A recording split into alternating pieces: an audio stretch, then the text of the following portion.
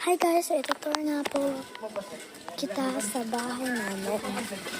So ayan, nandito na po tayo sa labas ng bahay. Ito yung bahay namin. Kaso wala pa kasi na-renovate yun sa taas. So hindi ko po na ma-show. I-show ko kung na-renovate na. So ito yung CR. Hindi ko nagamit eh.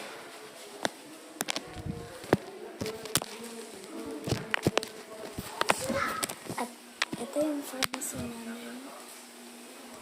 At ito yung panitang area. Dito natutulog yung mga kasama namin. At yung storage po pala dito. Nilagay namin dito. At natutulog yung maliit na kapatid ko. So may water dispenser. At storage din yan. May CR dyan. At may kusina po namin dito. Maliit siya, pero okay lang yan. At may ref po pala kami dito. Buksan ko lang.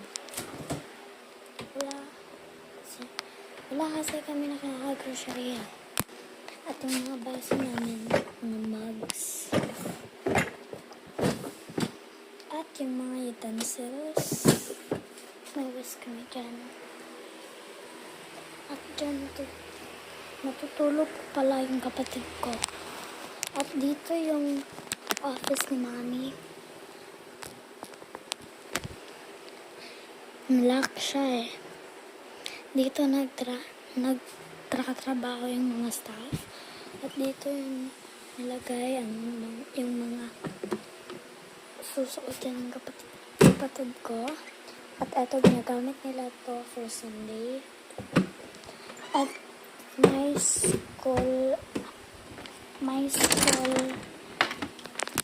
supplies na rin po kami dito. Eto, nandito siya. May envelope, may lunch boxes.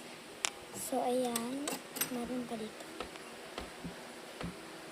Ba't hindi? Ayaw mabuksan, guys. Okay lang ba yun? Okay na yan. So, ilalak ko na to kasi buksan na naman yan ng kapatid ko.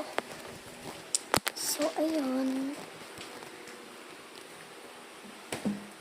Bye, guys.